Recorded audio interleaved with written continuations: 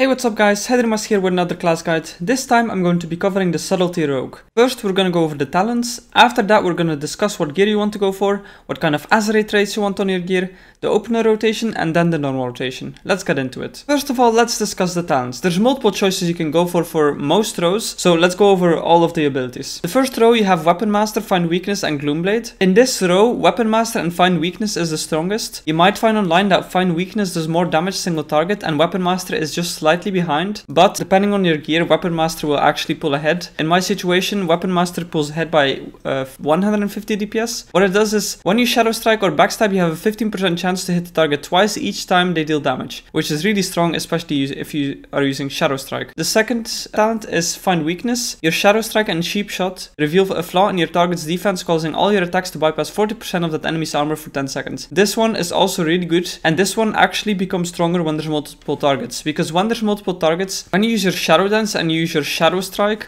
on multiple targets, you will bypass 40% of the armor on all those targets for 10 seconds, so it's really strong on AoE. But for single target, especially if you're starting out, I would go for Weapon Master. Then you also have Gloomblade. This is usually only used in PvP situations. It gets outperformed by both other options in PvE nearly actually all the time, so this is only really a PvP option. For the second row, we have Night Stalker, Subterfuge and Shadow Focus. You want to be going for Shadow Focus all of the time. It basically makes your abilities cost 20% less energy while your Stealth or Shadow Dance is active, which is really nice because when you Shadow Dance, you want to make sure you are not energy starved, so the 20% reduction in energy cost is really good. The second option is Subterfuge. Your abilities requiring stealth can be used for 3 seconds after stealth breaks, also increases the duration of Shadow Dance by 1 second. This is good for questing, but not really for anything else, because when you're questing, you can go invisible, you open up on a mob. It's basically like having a Shadow Dance without actually using a Shadow Dance, plus your Shadow Dance lasts 1 second longer, which allows you to just keep Shadow Dance up on mobs while questing longer. Then the last option is Night Stalker. It's good for bursting.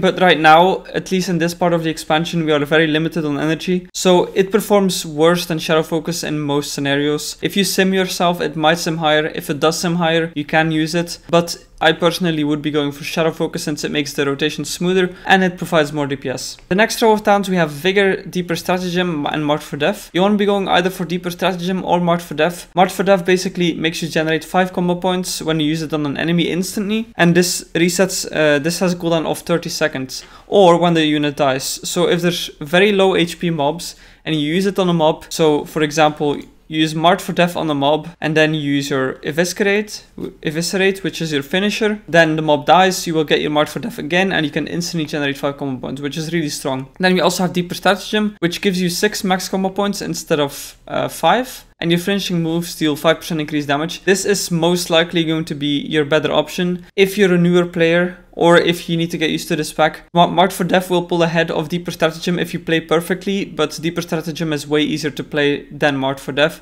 So in most situations, I would be going for March for Death if you don't know how to play. If there's a boss fight where there's like ads that die very quickly, then March for Death is a very good option if you know how to use it, because you can keep resetting your March for Death and get 5 combo points instantly. Then the last option is Vigor, which increases your maximum energy by 50 and your energy regeneration by 10. This makes the spec easy, which is really good for beginners, but it is weaker than the other 2 options. If you're really new and you're struggling, you can use Vigor, but personally I would be going for Deeper Stratagem. The next row is basically a row where you can choose. You have Soothing Darkness, Cheat Death and Elusiveness. What Soothing Darkness does is it heals you. Every second you are invisible or in Shadow Dance, you heal for 3% of your health, which is really strong for questing, like going between quest mobs, or if you're in dungeons and you have a bad healer, and so on and so on. Then you have Cheat Death. Basically, when you die, you get 7% of your HP and you take 85% less damage for 3 seconds. This is really strong because it can save your life. But then we have the last choice, which is Elusiveness.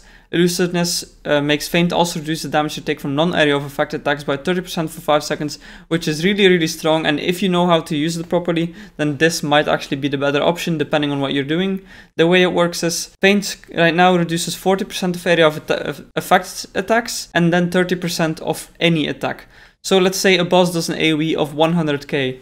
You use Feint, you only take 60k because of the 40% reduction, then you take 30% less on that 60k damage, which is about 20k less. So you take about 40k damage instead of 100k damage, which is insane. But if there's a boss where, for example, you get one shot from an ability, then Cheat Death might actually be the better option. Personally, I would be going for elusiveness in most situations if you use it properly.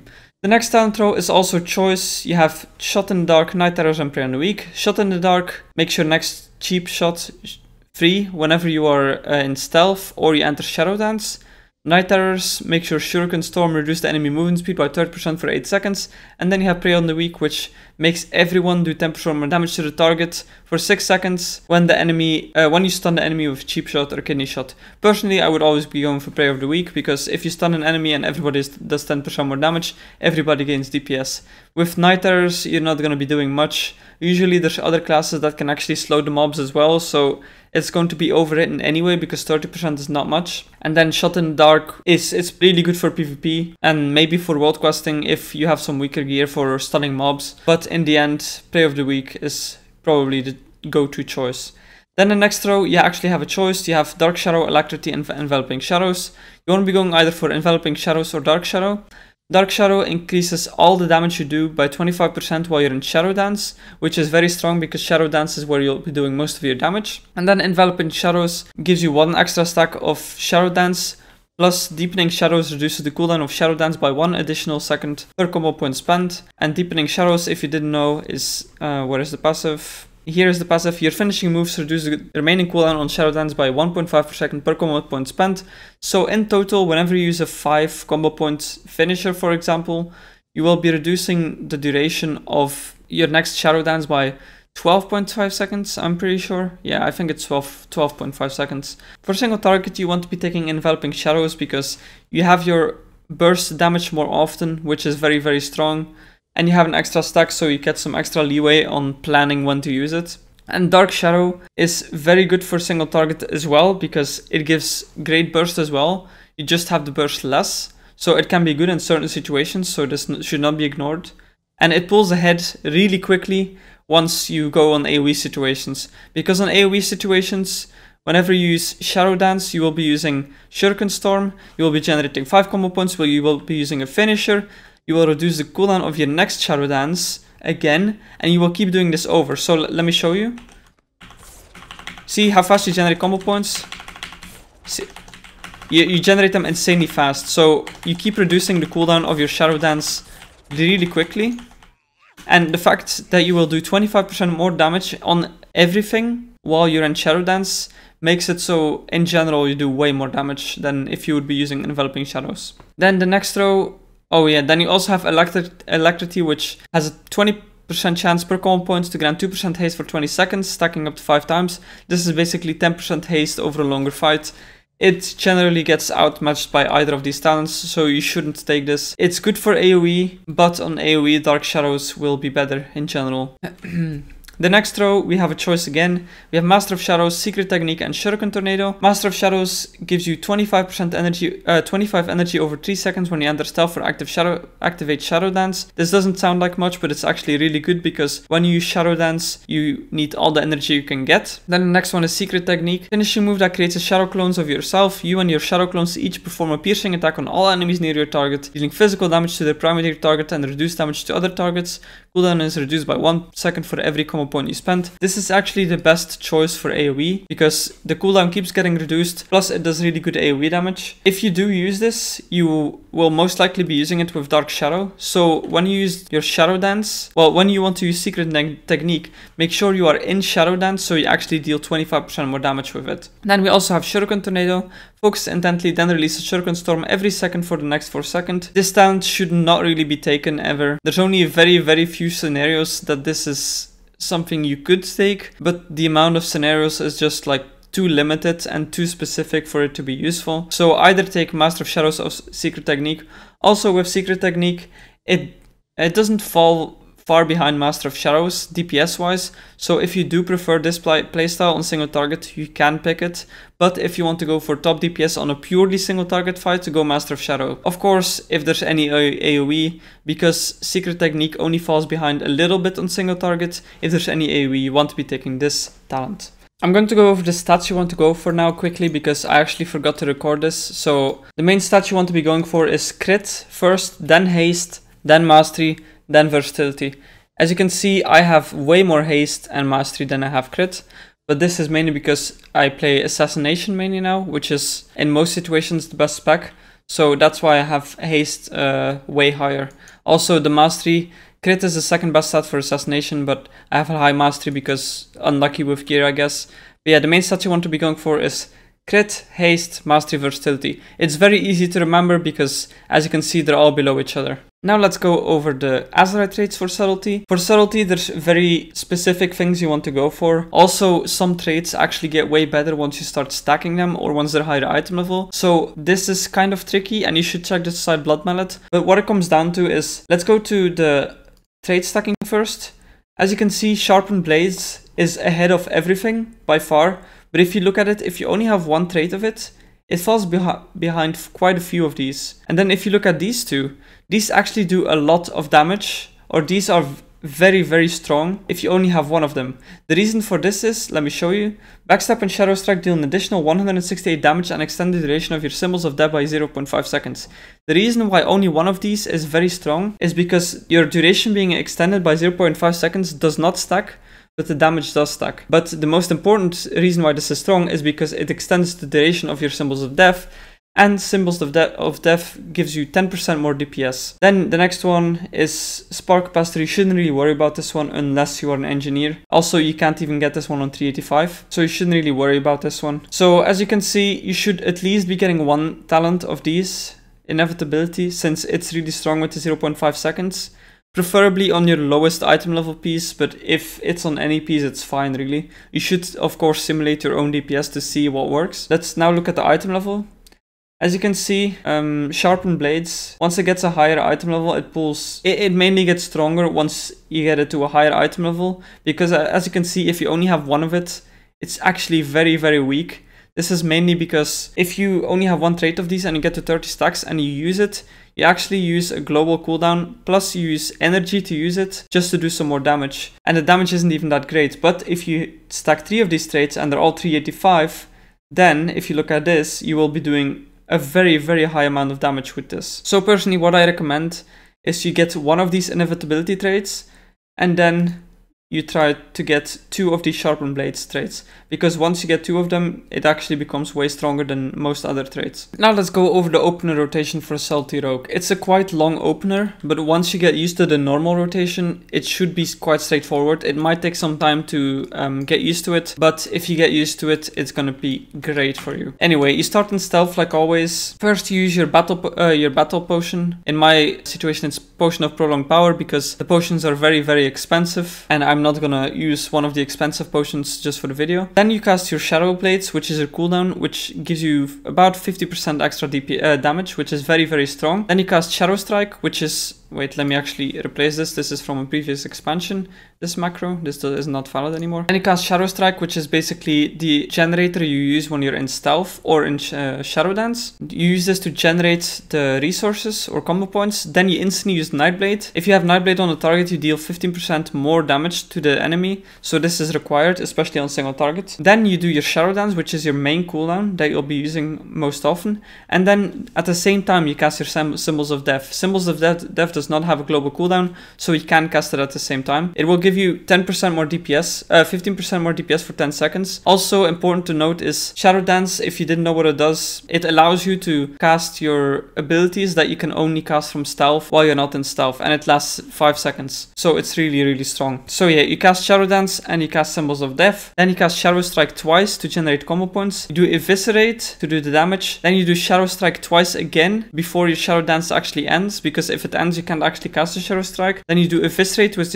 is your finisher again. Then you cast another Shadow Dance because your Symbols of Death is still running. Then you do Shadow Strike twice again, Eviscerate, Shadow Strike twice, and then you press Nightblade because you actually have to refresh your Nightblade because it's gonna run out by then. One important thing I actually want to make you aware of before we I start showing you the opener in practice is during your opener, it is possible that you will generate 5 or 6 combo points, which means you can instantly cast Eviscerate. If this does happen, you should just cast Eviscerate instead of doing your Shadow Strike twice, because that will actually do more damage than casting Shadow Strike. So now let me show you the opener. So I'm not going to use a potion for this one because I'm not going to spend money. Okay, so potion, Shadow Blades, Shadow Strike, Nightblade, Shadow Dance, Symbols of Death, Shadow Strike twice, Eviscerate, Shadow Strike twice. Oh yeah, I fucked it up there, but yeah, and then you do Shadow Dance again, Shadow Strike twice, Eviscerate, Shadow Strike twice, Eviscerate, Shadow Strike twice, and then you do your Nightblade. Because I was actually explaining, I messed it up a little bit, and as you can see, my Nightblade was not up, but if you execute this perfectly, then your Nightblade should be up for the entire duration of the burst. So yeah. Now I'm gonna get to the normal rotation where I'm gonna explain some stuff. When you cast your Symbols of Death, you generate 40 energy, so what you have to do is make sure you are below 60 energy when you cast it. Another thing you want to do is make sure you are on very low combo points, because if you are on low combo points, when you cast 2 Shadow Strikes, you will most likely be on 5 or 6 combo points, then you cast Eviscerate, then you do Shadow Strike twice again. The reason this is so important is because if you look at Shadow Strike in the right bottom, it does 7,354 physical damage and 25% extra if from behind. Now, my Backstab only does 3,586 physical damage. So as you can see, my Shadow Strike does way more damage than my Backstab. Also, Backstab only generates 1 combo point, while Shadow Strike generates 2 combo points. So as you can see, Shadow Strike is extremely strong. So the importance that you are low energy and low combo points when you go into your Shadow Dance with Symbols of Death is so important, because the way you do it is, let me show you. What the hell? Oh, yeah, you Shadow Strike twice, Eviscerate, Shadow Strike twice, and then you can see my Shadow Dance is already gone. So I only have time, if I play it perfectly, I only have time to do 2 Shadow Strikes, 1 Eviscerate to spend the combo points, and then 2 Shadow Strikes again. This is very important if you want to optimize DPS. The second note that I want to make is, when you do Shadow Dance, you want to make sure it's always doing Symbols of Death.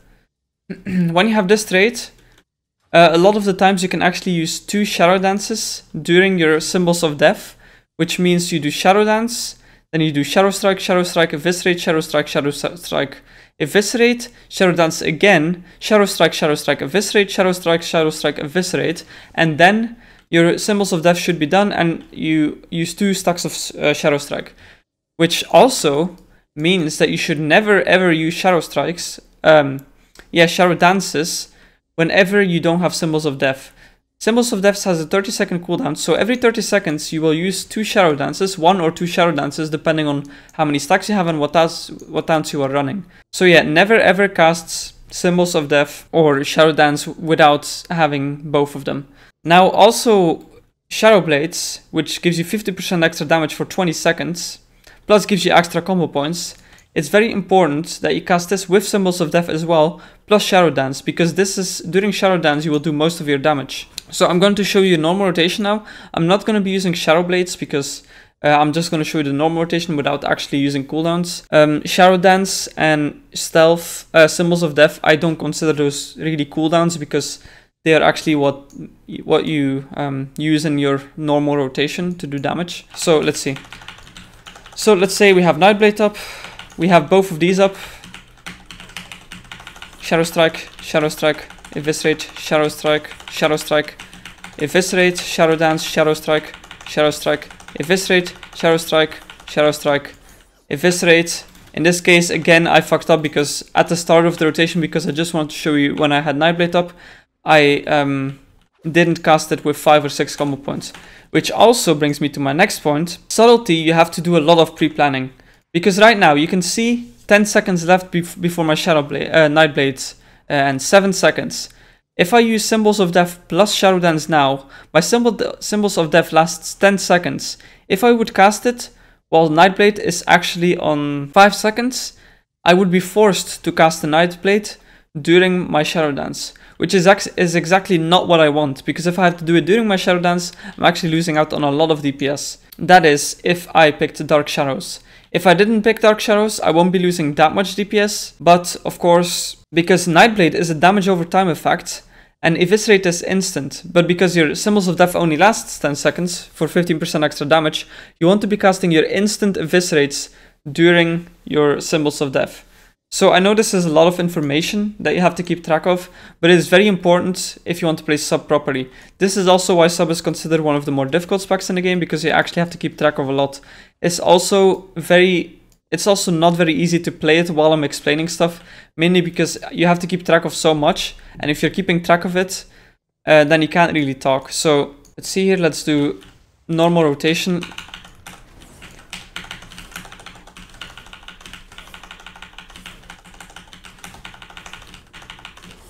I know I didn't have a perfect open number, that's just because I want to show you the normal rotations. Also, did you see how it extended? The duration from this ability became longer.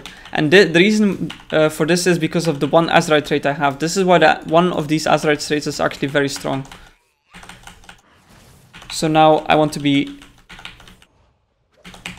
Shadow Strike, Shadow Strike. As you can see, again, I'm gonna have to cast Nightblade because I messed up. So I'm actually losing out on a lot of damage here. And that's why you have to keep track of everything when you play this. Okay, so now that we did the single target rotation, don't take an example to what I did because, of course, I'm explaining and it also takes a while to get used to. But now I'm gonna do the AoE rotation. The AoE rotation is not super difficult. If you are on AoE, you most likely have these talents. So the first note I want to make during AoE is, of course, you only cast Secret Technique when you actually have Dark Shadow up, which is up when you have your Shadow Dance active. Also, a note I want to make is, when you cast Shuriken Storm, you do 50% more damage while you're Stealthed or you're in Shadow Dance. This is why Shadow Dancing while Shuriken Storming is actually really strong. So the main idea on AoE is, you want to keep Nightblade up on all the targets that will live for the entire duration. So if there are like 2 targets, you just keep it up on 2 targets, because you'll be doing 15% more damage to those 2 targets. Also, you want to be casting Symbols of Death, Shadow Dance, and this ability at the same time. This will be 25% plus 15% DPS is, damage is 40% more damage on your Secret Technique, on your best AoE ability, which is really strong. Also, on 2 targets, when you are in Shadow Dance, you actually still want to be using your Shadow Strike instead of your Shuriken Storm, because your Shadow Strike will still be better for combo points plus damage than your Shuriken Storm. On 3 targets, however, you replace your Shadow Strike with Shuriken Storm, but again, there is an exception here. If you have one of these traits, let me see if I actually have one of them. Oh wait, on my helm I have one, but I don't have selected. This trait, Blade in the Shadows, it increases the damage your Shadow Strike deals by 119 for 1 minute, stacking up to 10 times. Especially if you have this stacked on 1 to 3 on 3 enemies, your Shadow Strike will actually still be better than your Shuriken Storm. This is a very specific situation, but I just want to make sure that everybody knows about it. So if you have your dot up, your Nightblade, on all enemies, you want to be spending all your combo points on Eviscerate. Eviscerate will just do 25% more damage usually, because you will have Shadow Strike, Shadow Dance a lot. Also, you will be wanting to cast your Eviscerate on the main target, because the main target is... So for example, if you have a big pack of mobs, you have all of these mobs, and this big mob is in the middle. You want to be casting your Shuriken Storm, and you want to be casting your Eviscerates on this guy, because when you're in AoE situations, small adds that die fast actually give you more DPS, because you can use it to your advantage to burst more on the main enemy. Because whenever you cast a Shuriken Storm and you get to 5 or 6 combo points, you can instantly use your finisher on the main enemy, and you can keep repeating this, doing loads and loads of damage. Yeah, anyway, I'm going to show you a basic rotation. Oh wait, did I select a talent? Okay, yeah, I did. I have it on my bar, yeah. So as you can see, I generate combo points very fast. Also, this allows me to get my the cooldown of my blade Shadow Dance down really quickly. Also, in the AoE, you don't have to wait for your Symbols of Death that much. Of course, see right now I'm saving it because my Symbols of Death will be up soon. Also, I didn't use my Secret Technique again because I'm explaining. So yeah, you keep it up on all the enemies. if you have Shadow Dance, plus you have Symbols of Death, plus you have this ability up, Secret Technique, what you do is see you get to 6 combo points, or 5 if you don't have this stance selected. Okay, let me refresh the dots. Okay, then you go into Shadow Dance, then you activate your Symbols of Death, and then you activate your Secret Technique. So let me show you.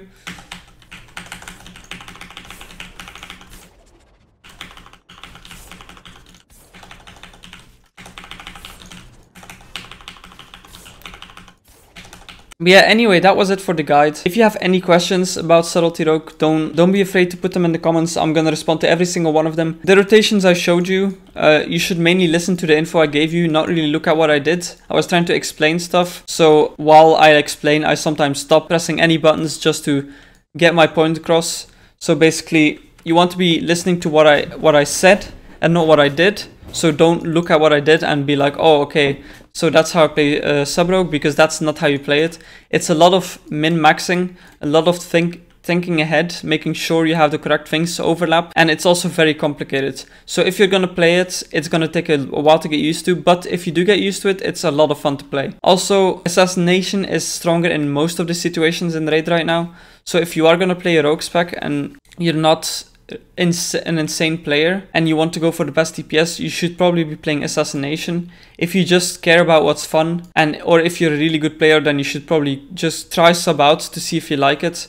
But even if you're a good player, you should still go Assassination on most, if not all fights, to do more damage. Then again, there is very specific bosses where Sub is actually good. For example, on Heroic Zul, for example, there's lots of ads, but the ads usually die fast from the other people in your group. So if you go Sub on that fight, for example, you can pump all of your eviscerate damage into the main target, which is the boss, to push the phase faster. So there is situations where you will use Sub, but in general, Assassination is the go-to spec now. Anyway, I hope you enjoyed the video. If you have any questions, leave them in the comments. I will respond to every single one of them. If you see anything wrong with the video, just put it in the comments and I'll gladly comment on it, or it would be great for other people to see as well if I said something wrong in the video. If of course you're posting comments saying like, oh, this stance does more DPS for me, or this stance does more DPS for me. If it simulates higher for you, it could be because of stat weights or because you have the wrong stats. So of course you should be simming yourself with the tans I went over, because some tans are actually very close in single target value compared to the others. So of course simulate yourself, see what works for you. But anyway, thanks for watching, and I'll hope to see you guys in the next one.